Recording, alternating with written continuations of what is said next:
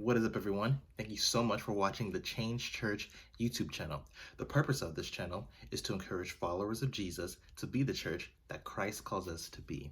So for today's video, we're going to do a new video series called Answering Your Church Questions in 5 minutes or less. And so the question for today is going to be, how can the church remain united? How can the church remain division-free? So let's jump right into it. So how can the church remain united?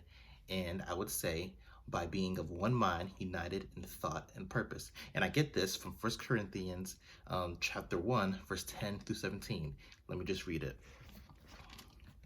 I appeal to you, dear brothers and sisters, by the authority of our Lord Jesus Christ, to live in harmony with each other.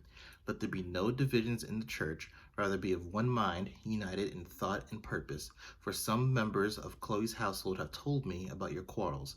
My dear brothers and sisters, some of you are saying, I am a follower of Paul. Others are saying, I follow Apollos, or I follow Peter, or I follow only Christ. Has Christ been divided into factions? Was I, Paul, crucified for you? Were any of you baptized in the name of Paul? Of course not. I thank God that I did not baptize any of you except Crispus and Gaius. For now, no one can say we were baptized in my name. Oh yes, I also baptized the household of Stephanas, and I don't remember baptizing anyone else. For Christ didn't send me to baptize, but to preach the good news, and not with clever speech, for fear that the cross would lose its power. And so scripture tells us that we are to live in peace and harmony with one another. And this is not letting our divisions, such as our disagreements, our pride, our fill in the blank of whatever it is that divides us. We're bonded by something now that we're in the spiritual family, being children of God through Jesus Christ. We're bonded by something much deeper and thicker than blood. And so you think about your own families, that you guys have disagreements and quarrels, your blood relative families. You guys have different disagreements and quarrels and things like that, but you're still family at the end of the day. You're not leaving to go find another family. And so this is the same with the body of Christ, is that Paul tells us that there are to be no divisions among us whatsoever.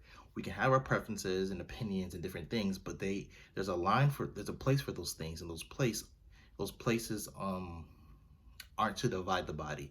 We aren't called to let our preferences or disagreements bring disunity in the body of Christ. So how can we actually do this practically? And I would say, let's just start with scripture.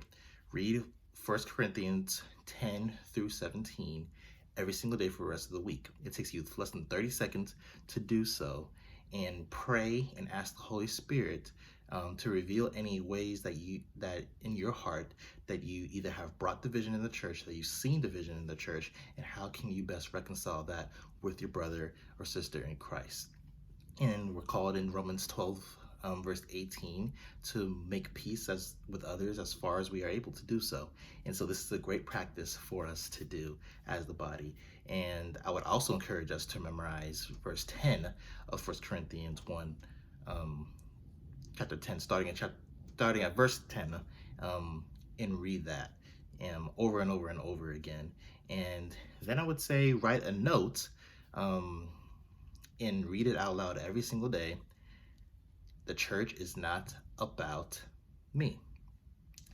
And it's a constant reminder that our time on this earth is much bigger than us, yet we end up making things about us each day, or wrestle with doing that each day. And so I want us to really have that reminder set in place that the church, at the body of Christ, the purpose and the mission is to declare God's love, is to make God known. And we have to do that by being united by one mind and one spirit, which we are in the body of Christ. So we need to remember to constantly be pursuing that. And that is the reason why Jesus has called us to live a part of this world, that the world will know us by the love that we have for one another. They'll know that we're his disciples. And so I hope that answers the question. And yeah, thank you guys so much for watching. I hope to see you guys next time.